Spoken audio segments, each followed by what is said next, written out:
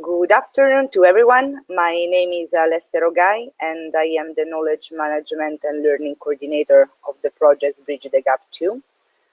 Bridge the Gap 2 is a European funded initiative coordinated by FIAP, the International Ibero-American Foundation for Administration and Public Policies, in partnership with 3 European agencies for development cooperation, the Spanish, the Italian and the Austrian, and 2 NGOs, the European Disability Forum and the International Disability and Development Consortium.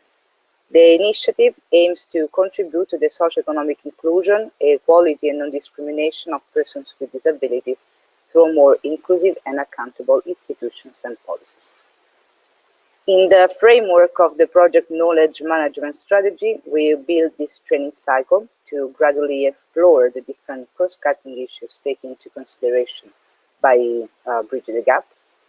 The webinars are prepared and conducted by global and field experts selected by our partners, and the sessions are prepared to be as much as possible interactive, and each webinar is conducted in English, French, Spanish in separated sessions.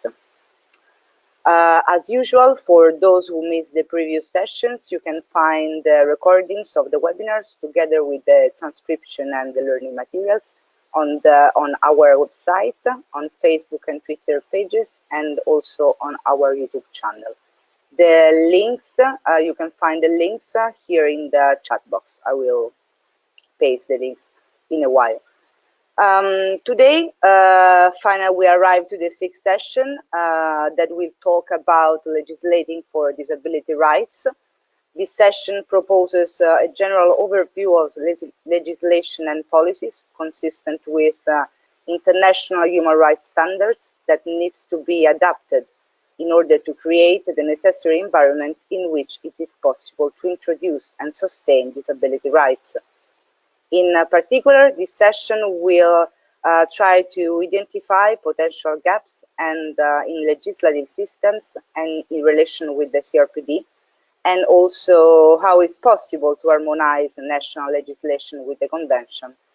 In many countries around the world, legal and policy frameworks offer inadequate protection and definitely address the rights and inclusion of persons with disability in society and development.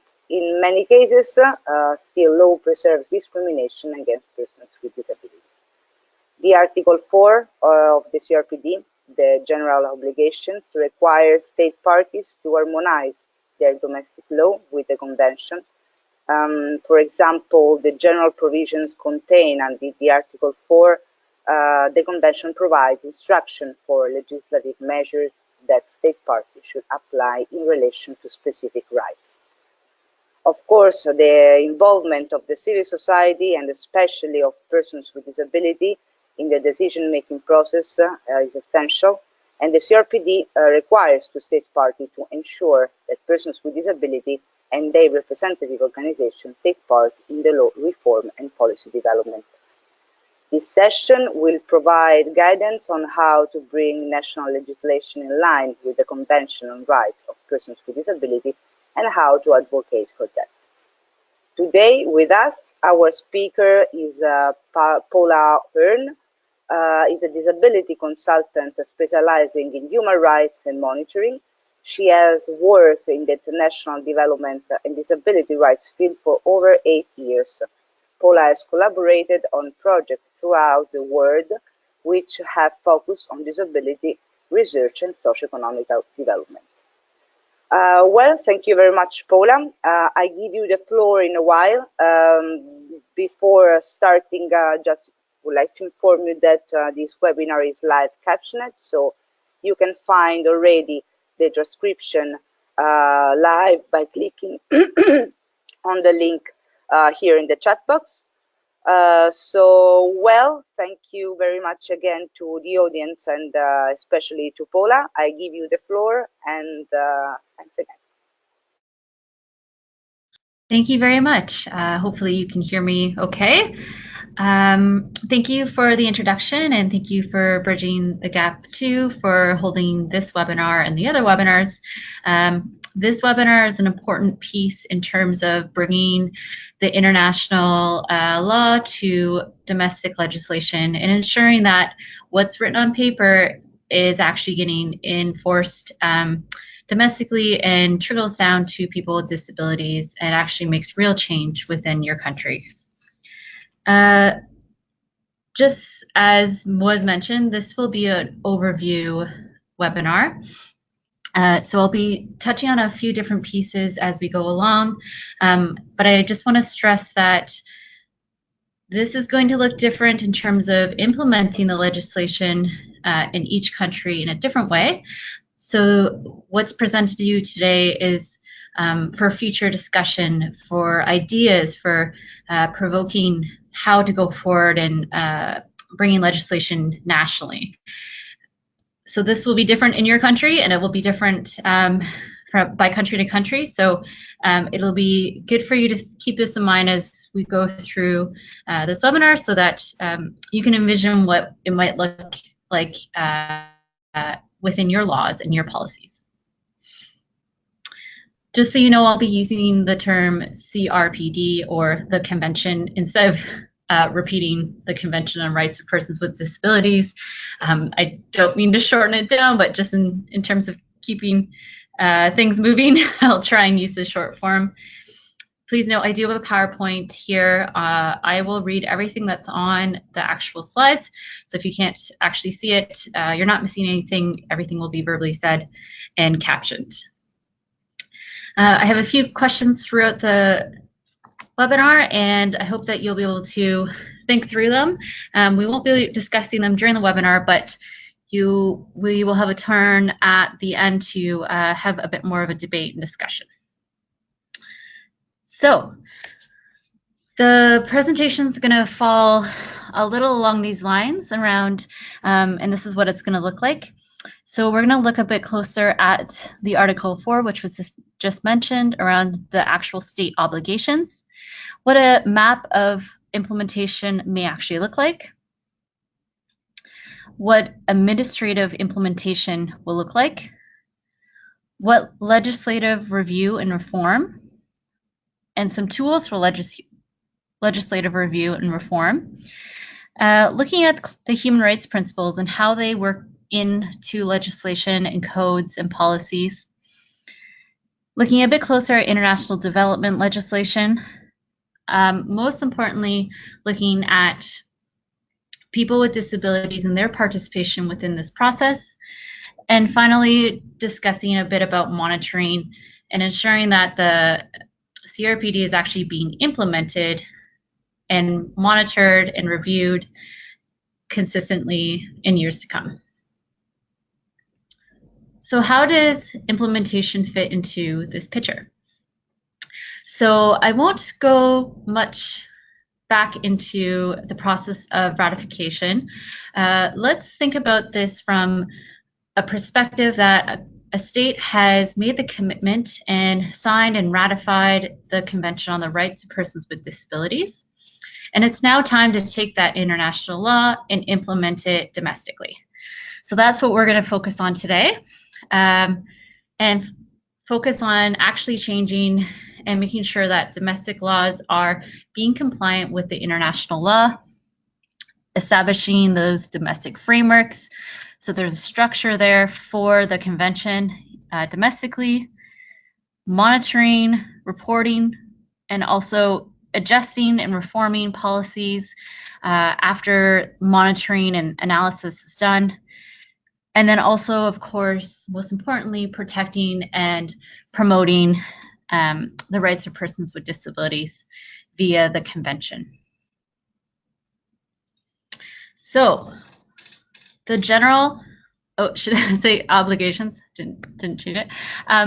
Is focused on Article 4. 1 comes from the general obligations from the CRPD.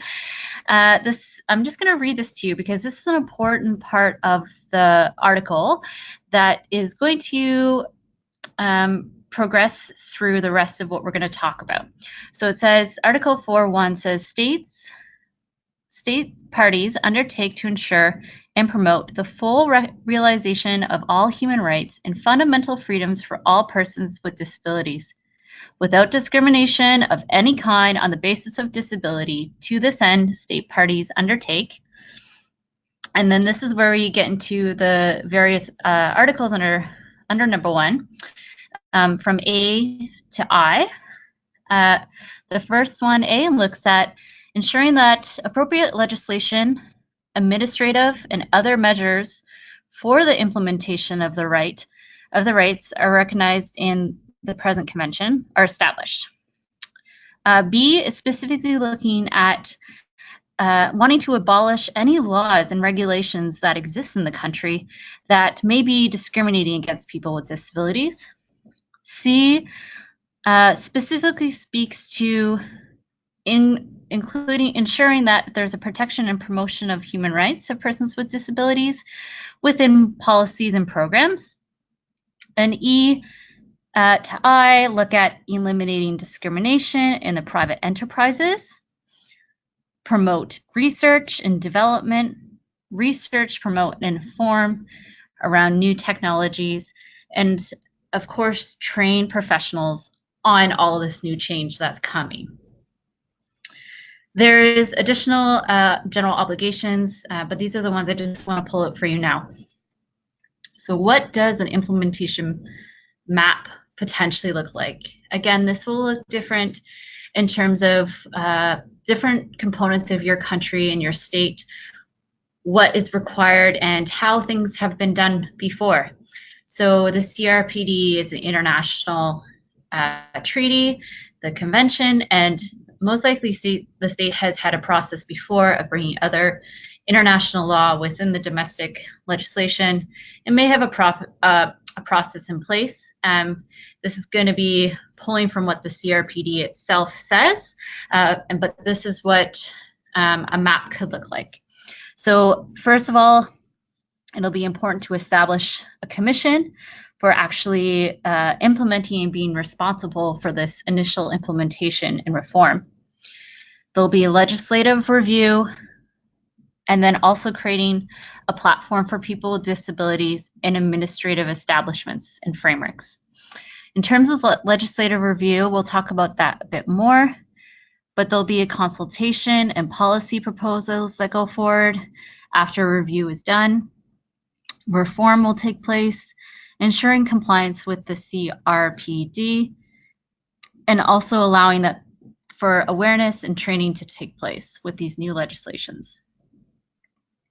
It'll be important to create a platform for people with disabilities to participate throughout this process, and this will be an ongoing measure for implementation and monitoring the CRPD. On the next slide, I'm going to talk a bit more about establishing the administrative frameworks, but I just wanted to mention too that a part of this map, it's very, very important that resources, including financial resources and leadership, are included in this process. And if that buy-in and the financial resources are not there from the very beginning, this will be a challenge in terms of implementation from the start. So let's look a little bit closer at administrative implementation. So in terms of administration, so there'll be a commission that should be brought in around your parliamentary system for coordinating and implementing. This commission should be multidisciplinary, should be filled with people from different parts of the government or different levels. People with disabilities should be involved. Their overall process should be coordinating this initial implementation, getting things set up, creating timelines, and having the overall structure for sustainability in place. So what are they going to be setting up in terms of administration? The first is a permanent disability focal point. And this focal point could be, for example, a disability office. But there also should be cross-ministry or cross-department input or committees or working groups formed so that the focal point on disability is not lost within the administrative system and is not working in isolation. It's very important that all different parts of government are connected to the disability focus in order for real change to happen. If someone from the Ministry of Finance is not connected, there may not be disability within a yearly budget, for example. If the Education Ministry is not connected, there's going to be gaps in a country's or a state's legislation around education. The next is identifying a framework and an external monitoring mechanism. So this is what the CRPD calls for. And this is an important part of ensuring that the convention is actually implemented and continuously being monitored down the road. This usually, in some cases, may be a national human rights institution, for example, or maybe another body that is external from the government that is currently monitoring other international treaties and would be responsible and knowledgeable in how to monitor within the country. Or it may be something new that has to be established and identified. Also, there'll be a process and a framework for setting up a long-term permanent engagement mechanism for people with disabilities. The who, the what, the where, and the why. How people are going to engage in this initial process of bringing the convention into the country, and how they are going to be involved down the road, so 5, 6, 10 years down the road, and so on. And of course, the other part of this initial implementation will be to do the legislative review. So bodies should be created, such as committees that are focusing on persons with disabilities in terms of, persons with disabilities should be included, along with experts from across institutions and ministries. There could be a committee that's specifically looking at compliance with the CRPD. So there's a review of the legislation that's happening.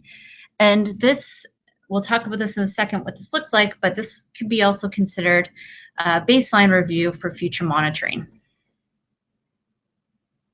So that's the administrative implementation. Let's talk a little bit now about the legislative review to consider. So again, this will look different in different countries, but overall, in general,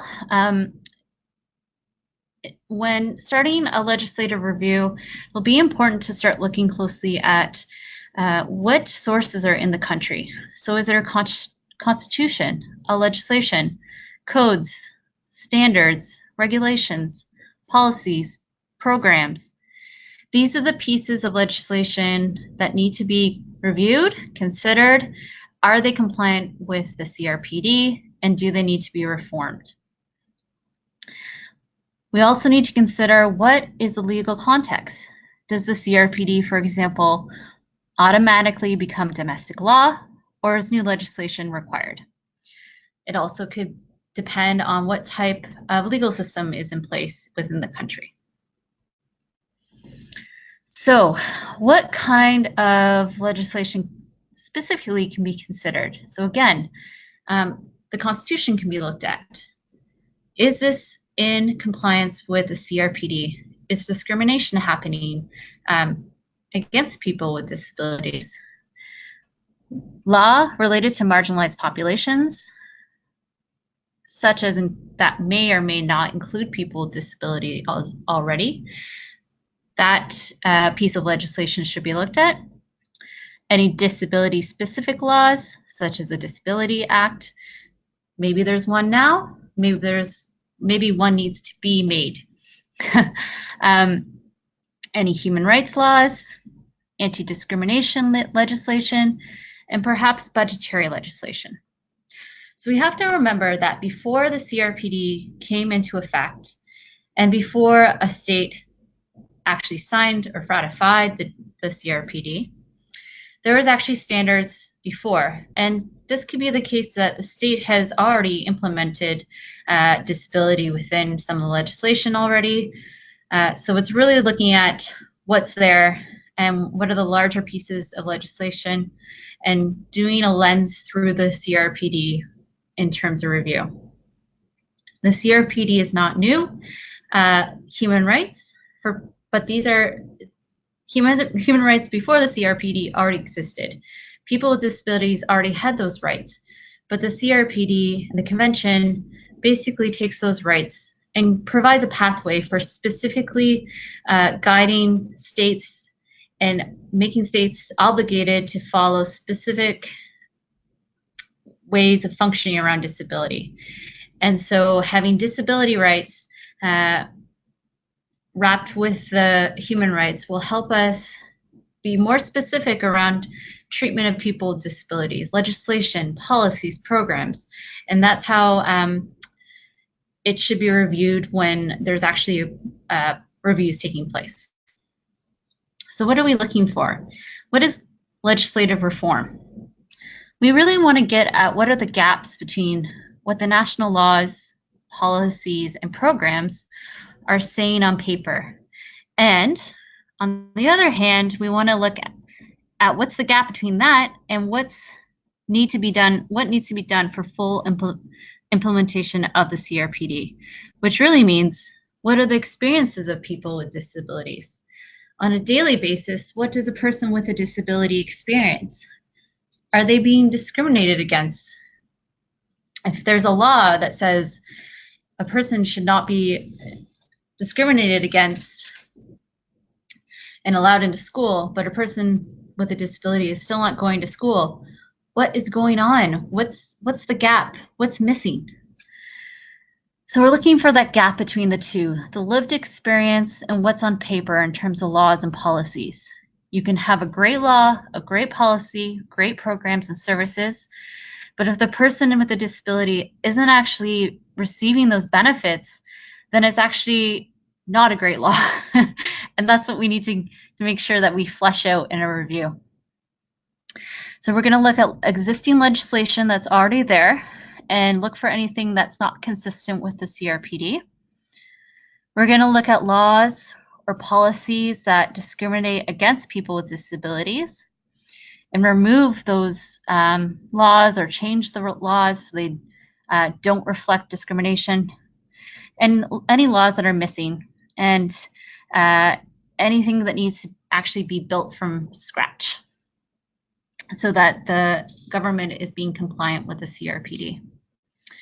So I want to propose a question. Again, just you can think about this yourself where you are, sitting in your home or your office, wherever you're watching this webinar.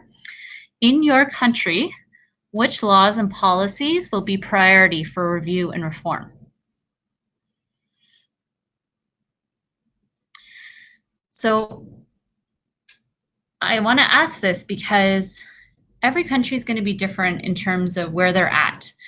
And there's a lot of priorities that may happen and need to be identified in terms of which pieces of legislation need to be reviewed and reformed. But I want to discuss a few pieces of potential legislation that may or may not exist in your country that are of wide note within the CRPD and of greater discussion in terms of very specific pieces of law that should be considered. So I have a chart here around priorities and priority laws for review and reform.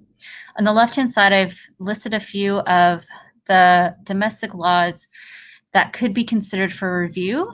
And then on the other side, I have a few of the articles that potentially may be associated with those standards. And think about it this way. The articles are there to help guide and shape the domestic laws. So for example, Article 12 looks at equal recognition before the law, particularly around legal capacity. Article 13 discusses access to justice, and Article 25 is related to health. Now, domestically, these Some of the laws that might be associated with and guided by those articles I just mentioned could be guardianship laws, civil or criminal law, healthcare law, or electoral codes.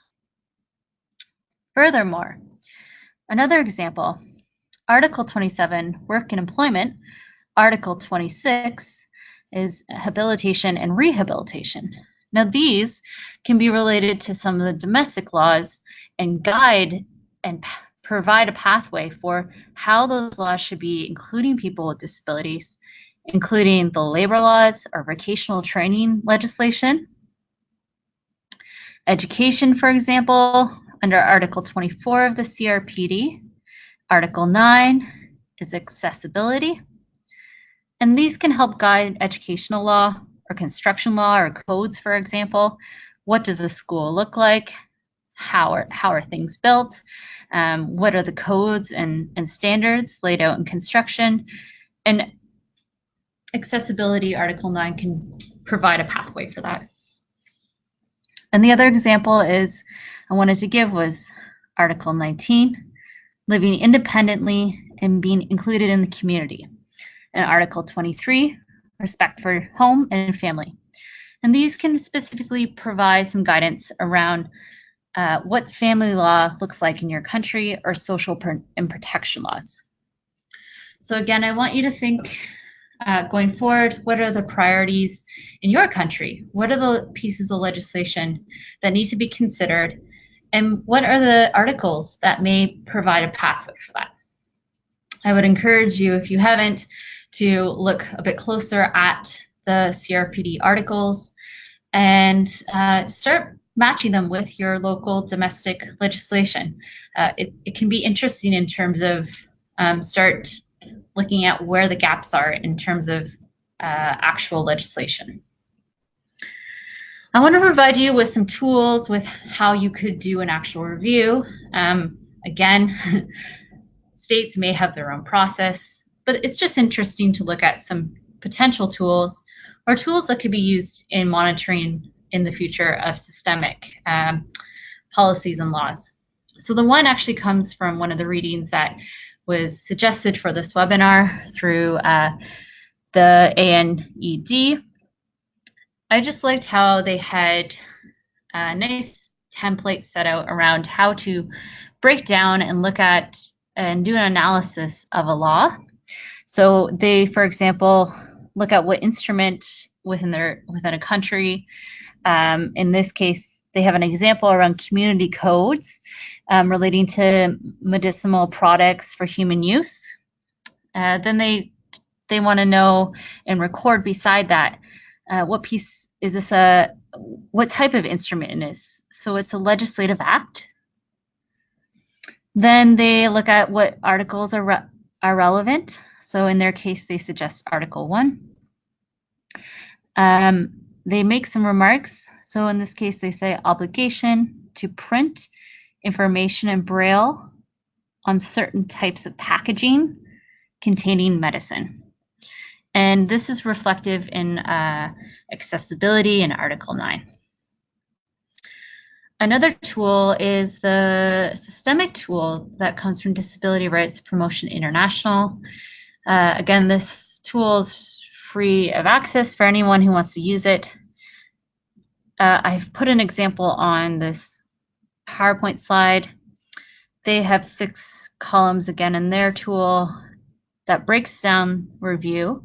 So they look at 1, what is the piece of legislation, international standards. So we're talking about the CRPD.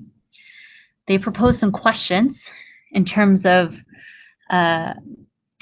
this example is Article 9. So do the laws of government policies guarantee to persons with disabilities access to physical environment, transportation, information, and communication, and so on? Then they talk a little bit more about the analysis. So this is the questions really around what do people doing the review need to ask about the piece of legislation. So they've asked, for example, CRPD measures to promote the right to access shall include, for example, developing minimal national standards or guidelines for accessibility, and so on.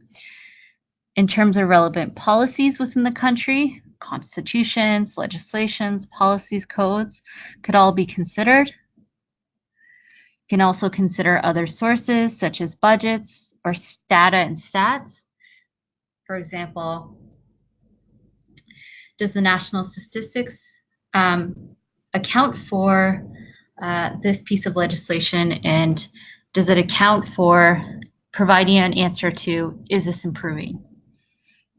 And the last piece looks at, is this compliant? So are the whatever piece of legislation you're reviewing, is it compliant? Does it need work? Or is it just missing a bit of things?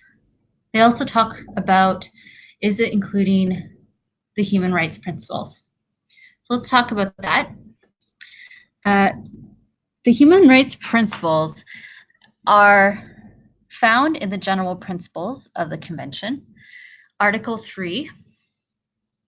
And Article 3 names a number of the human rights principles that should be considered throughout the whole Convention in itself, which include autonomy, dignity, freedom of choice, independence, equality of opportunity, non-discrimination, participation, inclusion, and accessibility, and respect for difference.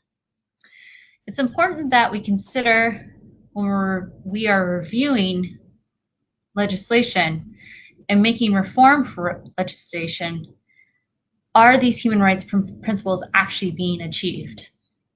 And I want to give an example of how what I mean by this. So let's take the example of a transit system. And we want to look at if the transit laws are actually meeting the human rights standards of a person with a disability. So let's take for consideration that there is a transit system that is accessible and it picks people up and takes them around the community. The law or legislation policy may be that there's accessible transportation systems in place. The program and service that is put into place is that it transports people with disabilities around the community. So let's consider a few human rights principles in this scenario. Non-discrimination and equality. Why, yes, it is compliant in the sense that allows the transportation and movement within the community without discrimination of disability. However, this particular mode of transportation is a van, and it picks people up based on certain times. So a person with a disability can only be in transit at certain times that is set by the transit company. So their autonomy has been taken away. They don't have the right and the freedom of movement. They are not able to make a choice of when they get to commute and move. Furthermore, this van is not part of the public mainstream system. So people with disabilities have to commute in isolation. They're not able to join the rest of society, which takes away their inclusion, their freedom of participation, and their right to accessibility. So this is just one very simple example, and there's hundreds more out there of how what looks great on paper, a national piece of legislation, but we have to consider what policies and programs may come from it and how they actually impact the human rights of an individual on an individual basis. And this is another important reason why people with disabilities themselves should be constantly involved with establishing, promoting, and building and reforming all these pieces of legislation and programs. Let's talk a little bit about what international development legislation may or may not look like. Again, this is a little bit overview, but it's important to think about this, especially as we're a community from all over the world in cooperation. Article 32 of the Convention speaks specifically to international cooperation. So the article suggests to ensure that development programs are inclusive and accessible. It suggests that provide technical and economic assistance, example, accessible technologies, and cooperation in research and training and knowledge. And this is a good example, this webinar, that we're having cooperation within training and knowledge sharing with people from all over the world. So to consider, reform within foreign assistance policies and programs.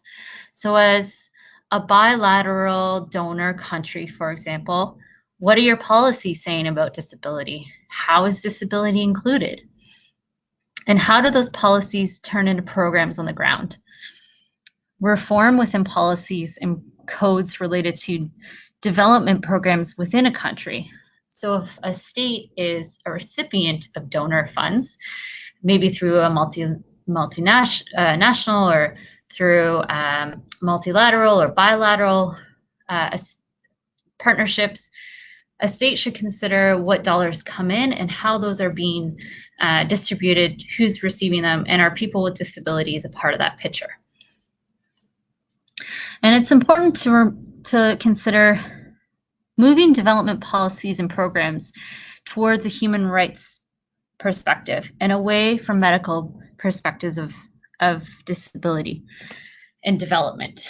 And what I mean by this is ensuring that policies are focused on making sure people get their rights being met and not trying to be fixed and not trying to be medicalized, or in some cases there's programs might be rehabilitation that are focusing on changing the person, when programs could be potentially looking at the larger societal picture and what can be done and how dollars are spent around improving human rights. And this could easily be done through a lot of the excellent development programs that are out there and how they infuse disability within their programs, either through a twin track approach or mainstreaming disability. That's a whole other discussion around that, but this is just a general overview of what could be considered. In terms of the Sustainable Development Goals, this is where it's important that if a state has actually committed to the Sustainable Development Goals, it's important that disability is included in the national roadmaps for the SDGs in terms of implementation and the priorities. So roadmaps are typically developed in a country once they've committed to the SDGs, and disability is, of course, included in the SDGs throughout. And so how does that domestically get transferred into the domestic actions and programs that are happening for development? There should be disability inclusive indicators for the SDGs at the national level. So this is something to consider. And there should be cooperation between the disability focal point, for example, and the SDG focal point. So usually there'll be a ministry or department or some kind of focal point taking on the action of implementing the SDGs. And there should be consistency and strong partnership between the disability focal point. And that's just an example of that cross partnerships across government that will make the focal point on disability stronger. And of course, when the SDGs are monitored, it will be important to monitor and report on disability and inclusion, and ensuring that those indicators are being measured for disability. It'll be important that people with disabilities are at the table for monitoring and also represented perhaps, for example, at the high-level political forum in New York, which is where the SDGs are reported on. So the next question I want to propose is, in your country, what are existing examples of participation of people with disabilities related to implementation of the CRPD? And how and where can participation be improved? So this is an important part, as the convention was made by people with disabilities for people with disabilities. And the slogan of "Nothing about us without us" stands strong within the convention. And monitoring of this convention is specifically mentioned that people with disabilities need to be part of that. In terms of the Article 4, 3, it indicates that, I'm just going to jump down, it says states parties shall closely consult with actively involve persons with disabilities, including children and disabilities, through their representative organizations. So this is within implementation of legislation and policies. Article 3, full and effective participation and inclusion in society. So this would include at all different things, such as Article 29, right to participate in political and public life. So that's the piece of the convention that outlines inclusion and participation. So what does successful engagement look like? Well, it's definitely accessible. It needs to be accessible, or people who are benefiting from this will not be involved. This can include physical accessibility, such as an accessible location, communication, such as captioning, sign language, alternative text, open and welcoming platforms for participation, such as having a round table, not having a hierarchy within the room where there's consultations and conversations happening. Monetary resources should be provided, such as transportation. People need to be able to get to these the meetings, or they could participate, for example, online. An online platform could be good. Successful participation also is diverse. So when we're talking about including people with disabilities, this should include cross-disability, so representation from people with mobility disabilities, sensory, psychosocial, etc. Specific populations, social, economic, ethnic representation, indigenous, gender, children, LGBT, and so on. Age should be represented, seniors, children, youth, adults. Geographic representation, rural, urban, people from all across the country, and especially marginalized populations, such as people who are homeless or institutionalized. They need to be a part of participating and also monitoring. And people with disabilities should be included along with their organizations of representation, NGOs, interest groups, such as university or rights groups, and other civil society can participate in reform, discussion, you name it. There's people out there who will be wanting to participate. And most important, it'll be good to build networks and sustainable partnerships. These shouldn't be one-off conversations or participations. They need to be partnerships that are sustainable and long-term. So types of participation could include members of committees, cross-representation, involved during law reform process, from the review to drafting new policies, reviewing a constitution, involved in training professionals, active participation in building policies and programs. Community-based public platforms would work really well in terms of having dialogue and conversations. And most importantly, national treaty reporting process needs to include in consultation and also representation at the reporting stage of the CRPD. So ongoing permanent engagement, like I said, and also action-based and meaningful dialogue is is key. So let's talk a few more minutes about monitoring. So after implementation has happened, monitoring will be an ongoing process. And Article 33 of the Convention outlines that states should establish a framework to protect, promote, and monitor the implementation of the CRPD. And this includes identifying an independent monitoring mechanism. And again, this is a mechanism that's outside of the government or the state, so it's separate, and therefore won't be biased, such as national human rights institutions. So the monitoring cycle includes this process. So implementation will happen of the CRPD. Then monitoring will focus on collecting information and data. This could include anything from interviews to laws or policies to media. From there, analysis will be done. And stats, of course, as data. We'll talk about that in a second. Analysis will be done. Reports will be done from this analysis.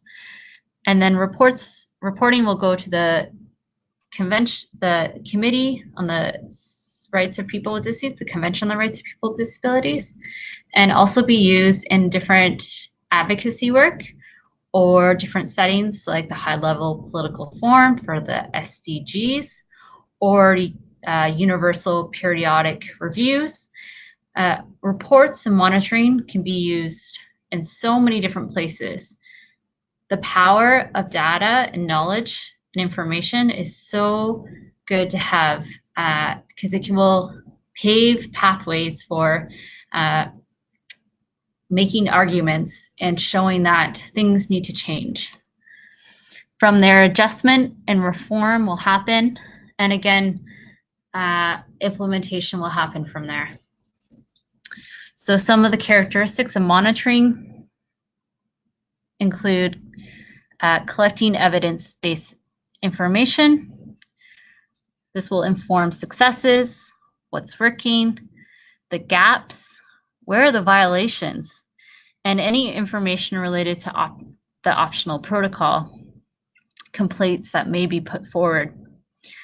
Like I said, individual experiences should be collected. That's that person on their daily basis. What do they experience? Laws, policies, case law, media, and so on. There should be human rights-based indicators that can actually measure the progress. Is change happening? Is the convention being implemented? Are people experiencing and appreciating their rights?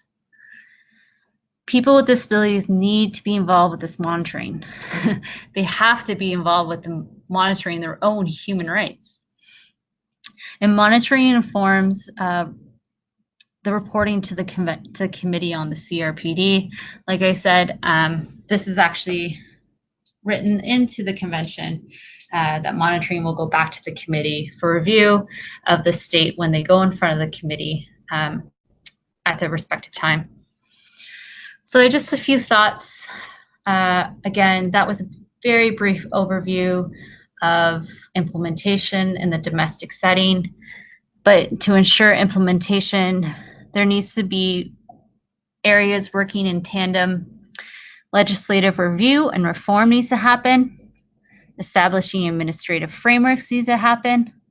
A monitoring mechanism needs to be set up, and reporting needs to be done after that.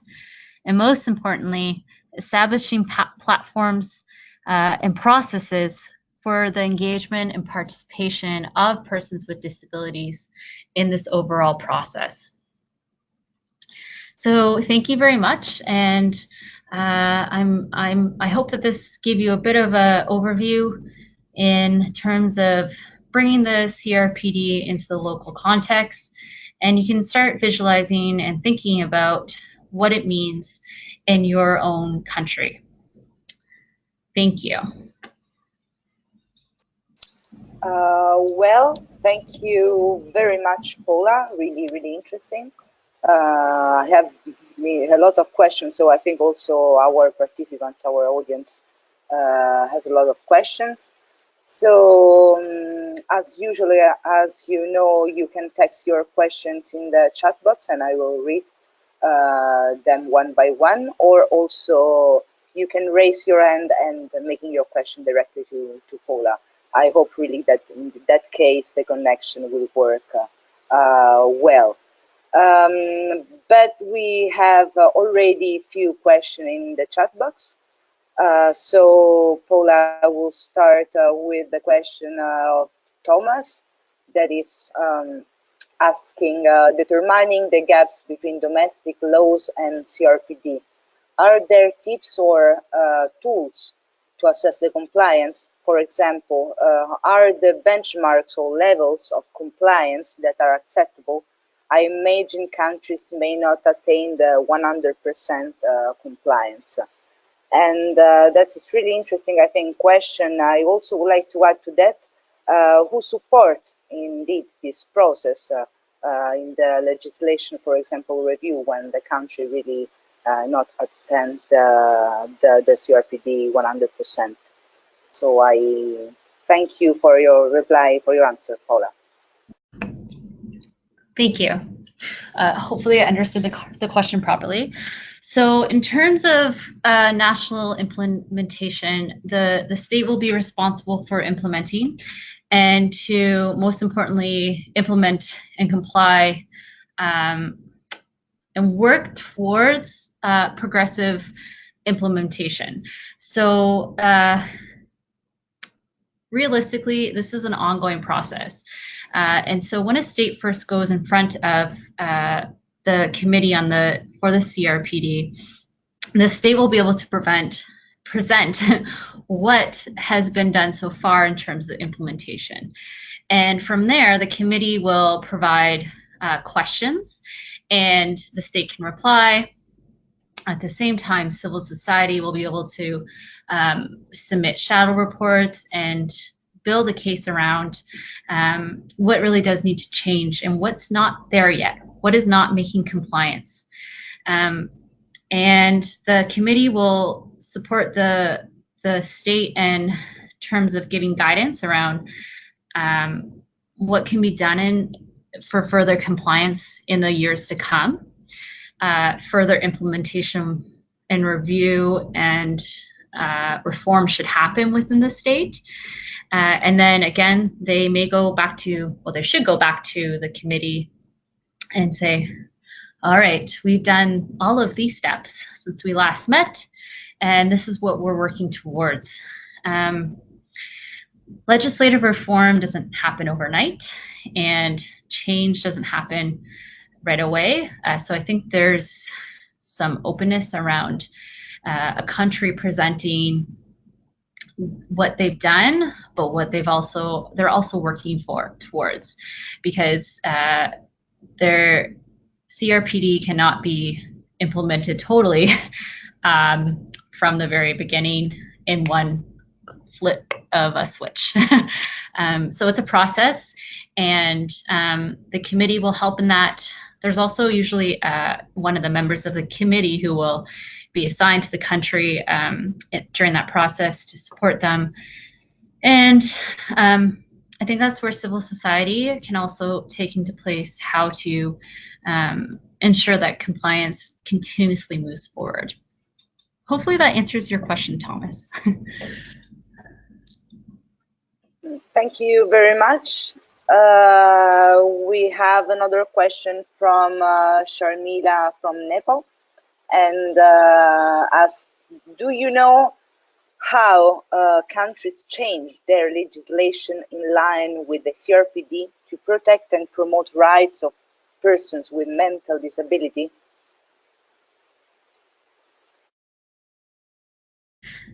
Thank you for your question. I believe you're from Nepal. I love Nepal, and I'm looking forward to going back there. This is a really good question in terms of how legislation can be built around people with psychosocial disabilities and what this looks like. So some of the articles specifically speak towards how to move forward with change in legislation. One of the ones, for example, is Article 12, which looks at legal capacity. For example, the discussion around a person's right to have fully appreciate their legal rights and be able to be in front of the law and have their freedom in that and not be under the guidance of a guardianship or someone stepping in for them in terms of legal matters. So that's where states should probably start looking closer at their different laws or codes or standards that may be blocking those legal rights for people with psychosocial disabilities or who have different cognitive disabilities, looking specifically at, does this violate their legal rights? This is just an example. There's ways in education and work that need to be considered as well. And some of it needs to be fleshed out through policies and programs, but from the very beginning, those fundamental laws need to be adjusted. And I would say one of the big ones that needs to be reviewed right now around the world is pertaining to Article 12 of the CRPD.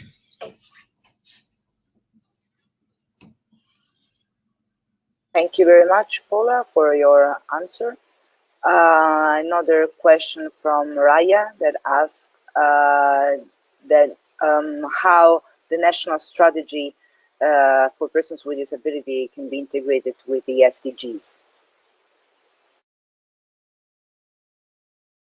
Great question.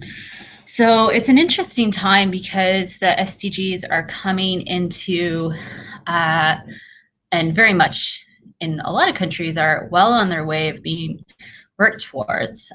So again, it depends on the country where the country is at in terms of implementing the CRPD. But I think there's a few important things that we ensure that are lined up between the CRPD implementation and the SDG implementation. This can include, for example, having coordination across ministries, across the coordinating bodies that are implementing these two, that they're working together, that there's communication around language, around programming, and also looking specifically at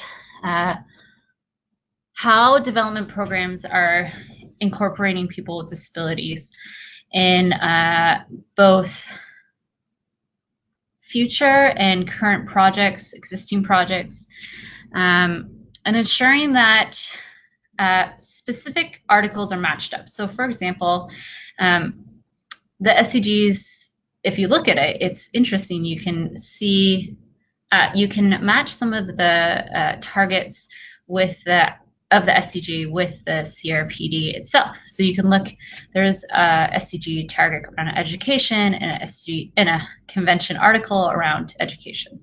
And how do they sit beside each other? And how does the associated outcomes and indicators work together between those articles? And are they meshing well together, I guess you would say. So there are some resources out there that have started to lie these two bodies beside each other, the convention and the SDGs. So I don't know, if you Google it, you might be able to find it, but also ensuring that people with disabilities are included within the SDG form is really important. So they're not left out within the marginalized groups that are represented.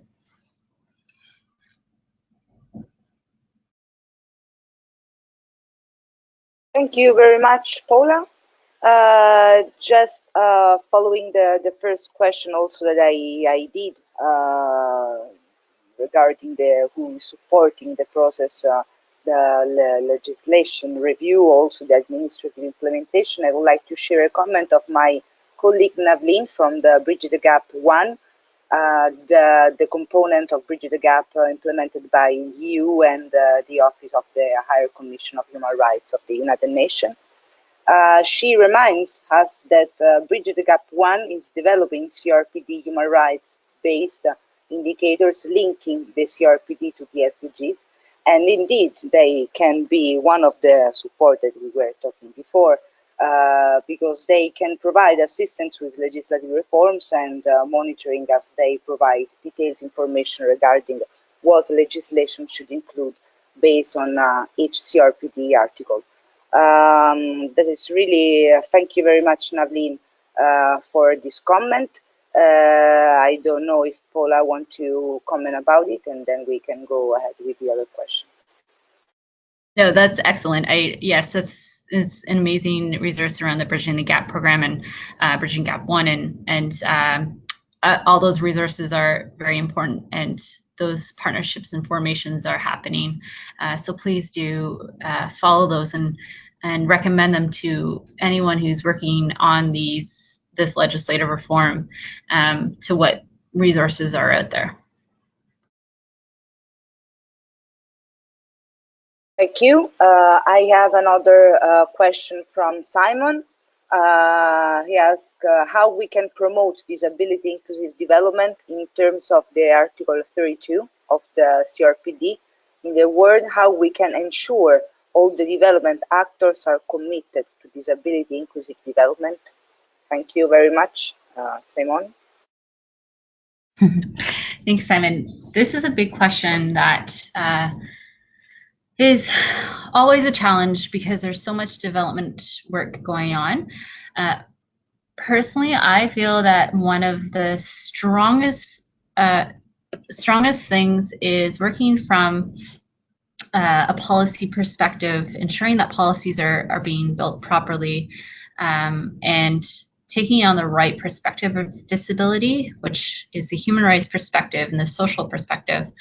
And hopefully these policies will help trickle down through the programming, and this should also include everything from training and knowledge sharing within staff. Frontline staff of development programming don't necessarily always get the proper tools they need to ensure that they can reach the populations such as people with disabilities, or may not know how to. So how do they include someone with a disability in their programming? So these resources of knowledge and training need to be embedded and started and shared, but also from a policy perspective, the right language needs to be there from the beginning, and policies will hopefully follow. And I would also just really suggest two other things. One is that people with disabilities should be included when developing development programs, during proposal writing, throughout stakeholder engagement of programs, and also during reporting, and ensuring that their voices and the successes of development are included.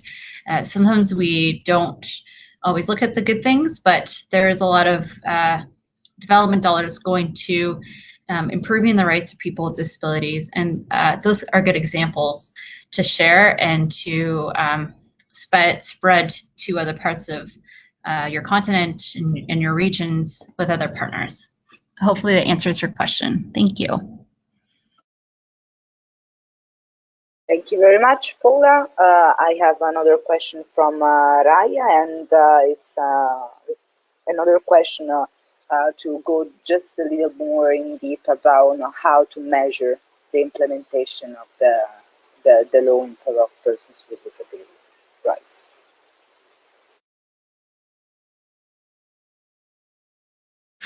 Okay, so hopefully I'm understanding. So you just want to know a bit more about how to measure the implementation. I think the answer is that this will be fleshed out a lot through monitoring.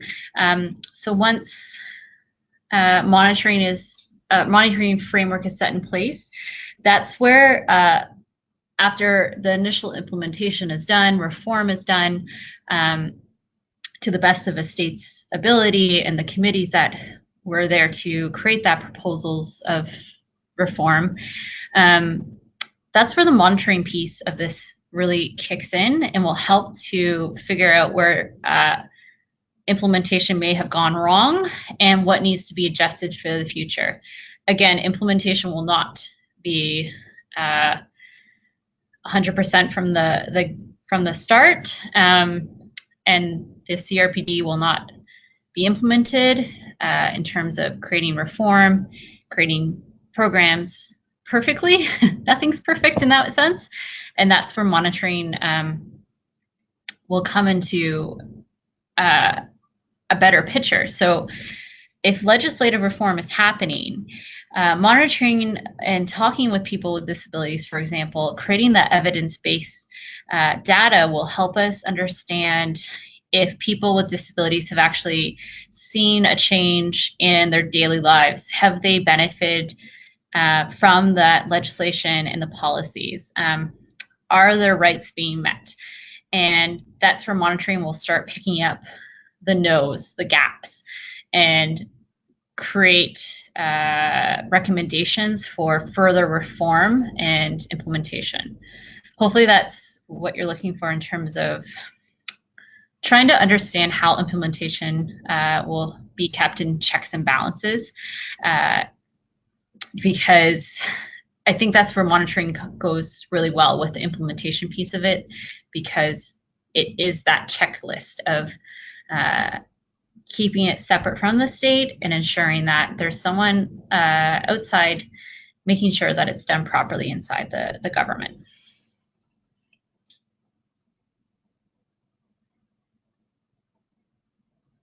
Thank you very much. We have another question from Shamila from Nepal, and she asked, in Nepal, persons with psychosocial disability don't have the right to vote or candidacy. So I would like to know best practices of other countries, if you have any other information about it. Yeah, I don't have a great example offhand, but I can give you my, if I can even get your contact, I can try and send you a good example.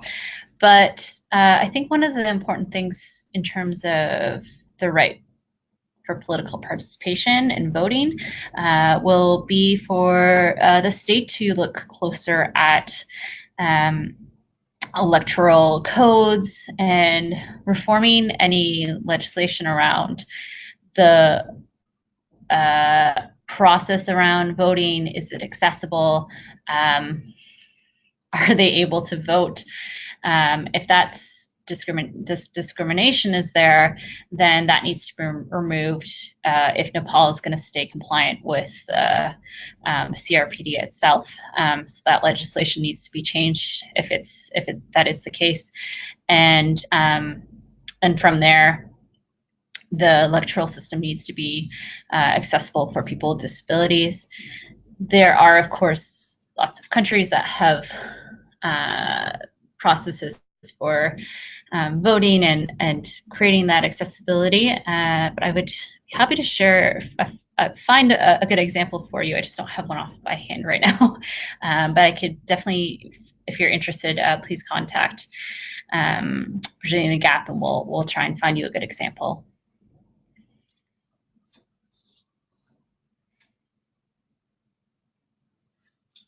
Well, I don't have any other question in the chat box, so I will give you a couple of minutes more to reflect and think if you have any other question for Paula.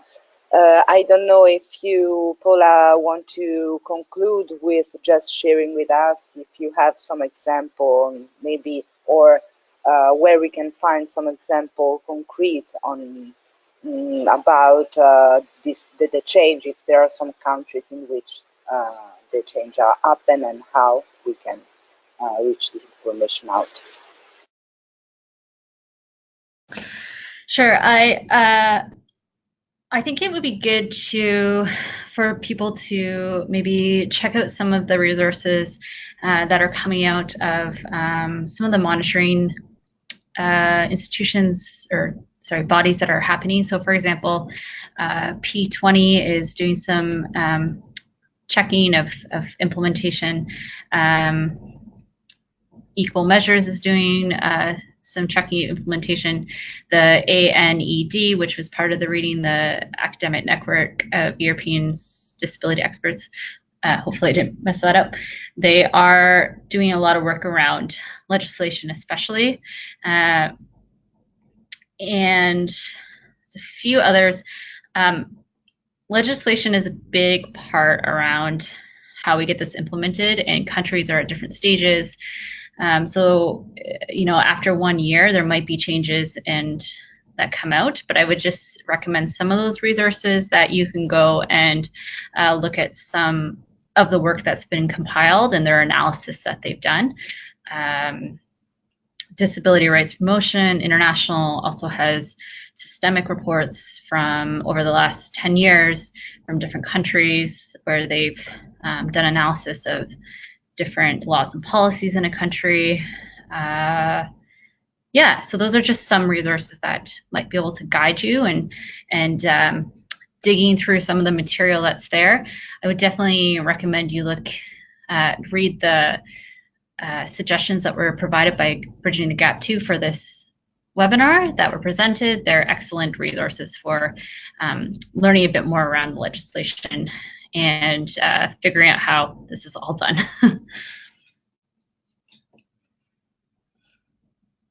So thank you very much, Paula. We don't have any other question, and so we arrive at the end of this session about legislating on disability rights. Thank again to you, Paula, for your participation today. Thanks a lot also to our audience today that with their question and their comments really fit the discussion very well. Just a couple of last things. The webinar, as you know, now issues a certificate of attendance only to those whom will attend at least 75% of the webinars and respond to the satisfaction survey.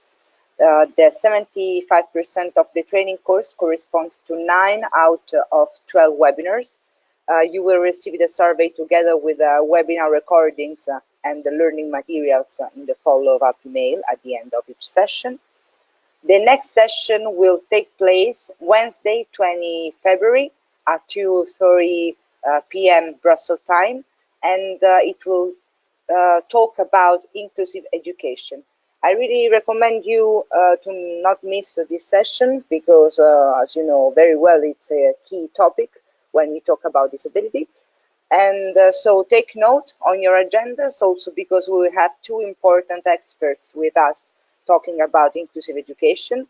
The 2 coordinators of the IDDC task group on inclusive education, Sean Tesney from CBM and Julian McJohn from HI UK.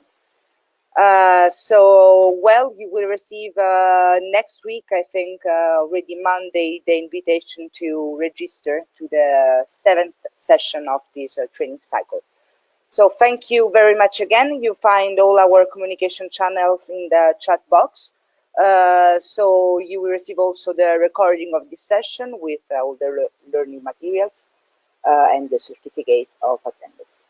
Thank you very much. Thank you very much, Paula, again, and have a nice weekend. Bye. Thank you. Bye.